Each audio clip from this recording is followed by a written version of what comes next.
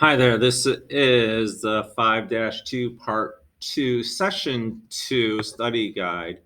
I'm on question number 11, and we have f of g to the third. So really what that means is we're taking f of g, and we're plugging in 3 for it. So it's going to be something like this. So what we have to do is plug in 3 for g of x, and if you remember, g of x is x plus 3. So I'm just going to plug 3 in for x. So 3 plus 3 is 6. So now that I know that, I go back to my f of x and I plug in there. And my f of x is x squared plus 5x plus 6. And wherever I have an x, I replace it with a 6. 6 squared is 36, plus 30 plus 6. 66 plus 6 is 72. So that's my final answer. For number 12, we have g of f. So g of f was x plus 3. And wherever we have an x, we plug in f of x. So x squared plus 5x plus 6 plus 3. Combine my like terms, and you are done. That's all there is to that problem.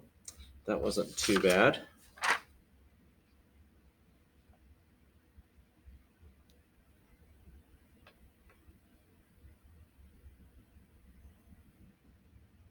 Just making sure I did that right. Just a second. X plus 3.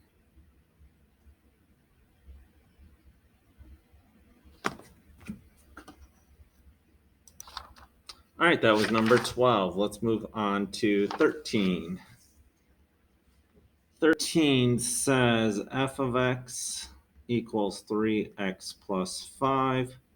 G of x equals 3x. And it's asking us for f of g of x. So we start off with f of x, which is 3x plus 5. And wherever we have an x, we replace it with g of x, which in this case is 3x. And keep going. 3 times 3x is 9x plus 5. Those are not like terms, so we are done. That's it. Number 14, f of x equals x squared plus x plus 2. G of x equals x minus 3. And it wants us to find f of g of x. So we start off with f of x, and wherever we have f of x, we replace it with g of x. So I'm going to do x minus 3 squared plus x minus 3 plus 2. X minus 3, we need to FOIL this. That's x minus 3 times x minus 3.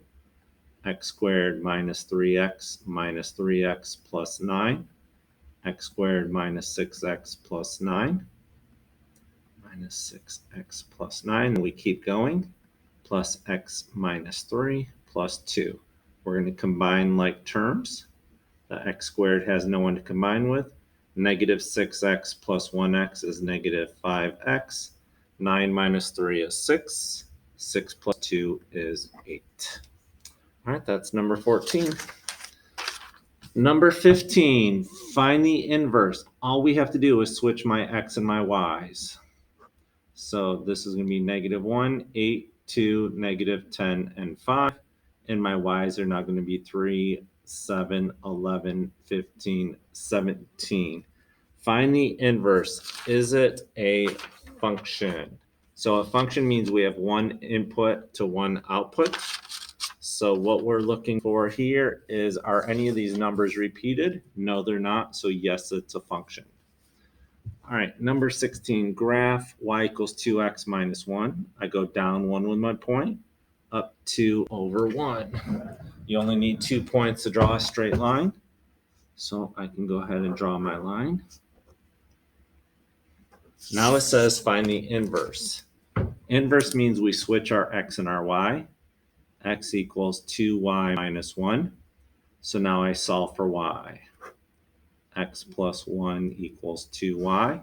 Divide by 2. I would prefer to do it like this because that's more in slope-intercept form. I can put a 1 in front of the x to make it more so in slope-intercept form. Plus 1/2. So I go up a half. And then from there, I go up 1 over 2. I have my 2 points. Draw my line. And you are done. That's it. Number 17, find the inverse. So once again, switch my x and my y. So that's going to give me x equals 2y squared minus 7. Add 7, add 7. X plus 7 equals 2y squared. I'm just going to rewrite that up here. Divide by 2, divide by 2, divide by 2.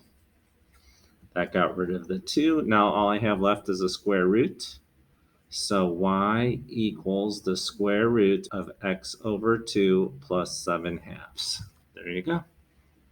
Find the inverse of y equals negative 5x plus 11. Switch the x and the y. X equals negative 5y plus 11. And now solve for y. X minus 11 equals negative 5y.